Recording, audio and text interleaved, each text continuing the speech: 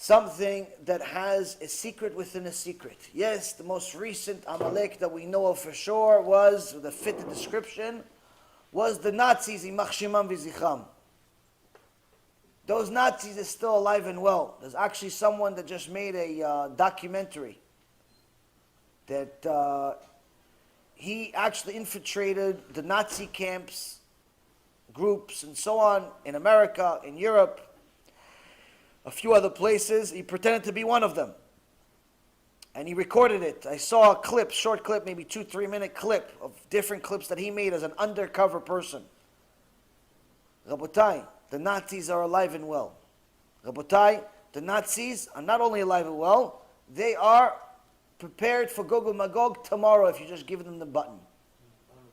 Another person, a Baal Tshuva in Israel, or a journalist, did the same exact thing and pretended to be a Muslim. Over several months, or maybe even longer, a few years actually, he pretended to be a Muslim and changed costume, everything else. He speaks Arabic fluently. He used to be a journalist, specifically with terrorists. The terrorists accepted him.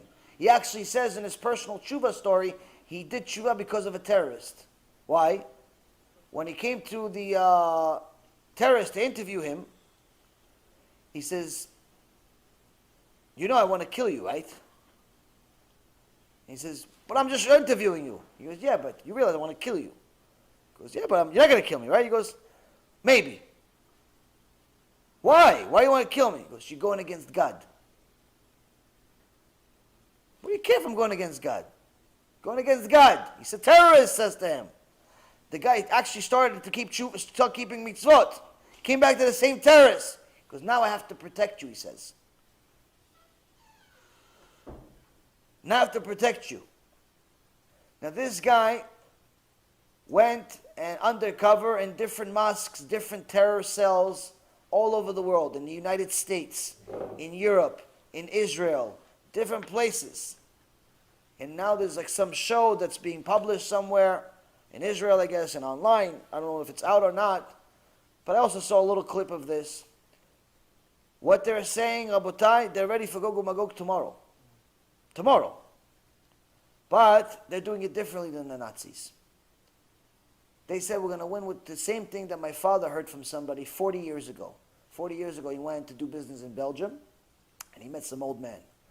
And the old man tells my father, "You know, the one thing you have to worry about these Muslims." He goes, "What? We just beat them in a war recently." He goes, No, it has nothing to do with the wars. No weapon can beat them." He goes, "Why not?" He says, "Because they're going to win the battle with their stomachs. They're just going to reproduce, bring more children to the world, and eventually take over." Mamash, it's as if this guy was a prophet. My father doesn't know his name. That's exactly what's happened in the last 40 years if you look at the statistics of the Muslim population. All the little terrorist attacks or anything like that just to get attention. It doesn't mean anything. They've been taking over regardless. Europe is pretty much done. Especially France and other parts. You go into see some of these clips and what they're saying, what they're prepared to do to Am Yisrael, what they're prepared to do to any of the friends of Israel, they're ready for Gog and Magog. Amalek, that comes from Esav, and Ishmael, they're ready. They're ready. Now we need a miracle. In reality, we need a miracle. Yitro says, you can get some miracles. You get some miracles. Number one, we see that rejecting converts is not exactly the greatest idea in the world. So all of these keilot that are rejecting converts and going against them, you got to think twice. We don't actually have a good history. Just look at the Midrash, look at the 5 books of Moses, look at the Gemara, look at the 36 different times it says in the Torah what it says about going against converts. But even more so, Yitro is connected. This conversion story is connected to what? Matan Torah. It's connected to the biggest miracles we've ever seen in history. You want miracles, you want to survive Gog and Magog, you want all these great things that we just talked about for the last couple of hours, it's time to do tshuva. Every keilah has to do tshuva. The Hasidim, the Syrians, the Sephardis, the Ashkenazis, the Litvish, the this one, the that one, the secular, the atheist. Everyone has to do tshuva. It's the only hope we have. That's the secret. That's the chidush. It's not such a big chidush because it's the same thing we say every single time. Just here has a few different news sources. It's a few different news sources. If you're still connecting everything and you think that you're supposed to enjoy this world so much and worry about buying a bigger house and extending that bigger house to another house and extending that house to another house and then get another car and a bigger navigation system and a bigger ring and a bigger diamond and another football ticket and all those things, you're missing the point. You're missing the point. Hashem Yitbarach told you specifically, I made the miracles not because of your mental acumen, not because of your hard work on Wall Street or in some construction company, not because of that. I made all those miracles that helped you survive against an unbeatable army because of doing tshuva. Amalek was an unbeatable army. They went to war because they knew they can't be beaten. Why? They were magicians and they knew that they're not going to die.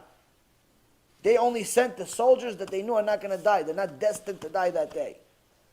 It was an unbeatable army. And according to the Midrash and Me'amlo, it says the war between Amalek and Am Yisrael in last week's parasha is bigger than what Gog and Magog is going to be. Cut them, they would heal automatic. Can't kill them. Same thing with the terrorists today. You can't beat the terrorists. Why? They just reproduce. You kill one, the wife has 6 babies the next day. Gotta kill them all. You can't. Why? It's gzerah from Shamayim. It's gzerah from Shamayim. It's decree from Shamayim. It has nothing to do with the Arabs. They're just being a tool. It has nothing to do with the Christians. They're just being a tool. They call themselves Nazis. They call themselves Ishmaelites. They call themselves ISIS. They're just being a tool. Rabotai, they're no different than the scorpion we learned about. They're no different than the scorpion we learned about. When the people came in the Gemara Masechet Brachot, when the people came to Rabbi Chanina ben Dosa, he said, for the Rav, there's a big snake that's killing people. There's a big snake killing people. He says, where's this snake? A few people already died. Where's the snake? It's over there in the hole. Rabbi Chanina put his leg inside the hole. Waited for the snake to bite his leg. Took it out, killed him. He, nothing. Everyone's watching this. How could this be? What do you have, a Superman? He says something extremely important for us to know. It's not the snake that kills. It's the sin. It's not the snake that kills, it's the sin that kills. The Gemara Masechet Brachot 33a talks about this specific maaseh. This maaseh is relevant to us. What happened before us in previous generations, when people were intermarrying, and that's why we, certain chachamim made a certain gzerah, takana, they said, listen, no more conversions, no more this, no more that. It's no longer valid. It's no longer relevant. And the reason why is because people are intermarrying anyway. And anyone that denies that it's happening in those communities just simply is denying reality. It's happening in those communities too. It's happening in those communities too. How do I know? They call me. They call me and they ask me to help them convert. They ask me to help them do this, do that. Like as if I have a button. Hey, yeah, he's converted. Okay, you're a Jew now. Takes tshuva to get out of this hole. But the problem is that these takanot are hurting people. Why? Because I tell them, listen, you realize that once she or he converts, they're going to throw you out of the keilah. They're not going to accept you there anymore. Because why? They accept me now. They accept you when you're going out with a non-Jew, but they won't accept you if the non-Jew does tshuva in the keilah. You realize the craziness here? I know one client is married to a Korean. He has a kid. They accept him in religious shul. I also know a billionaire convert.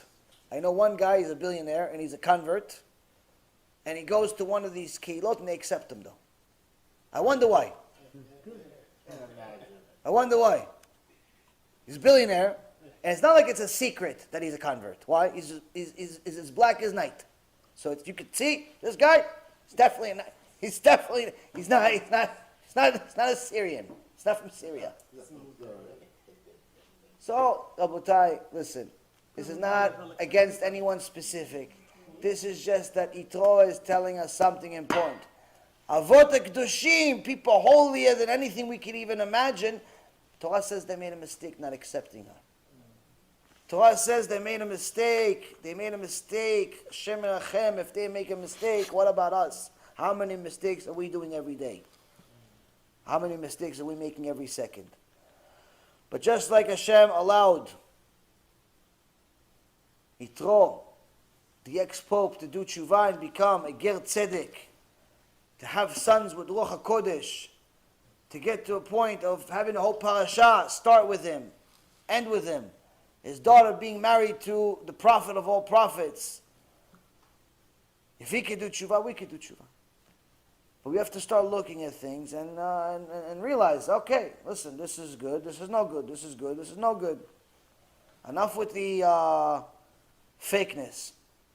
And for all of those kilot that are going to listen to this and want to kill the messenger, it's not going to help you kill the messenger.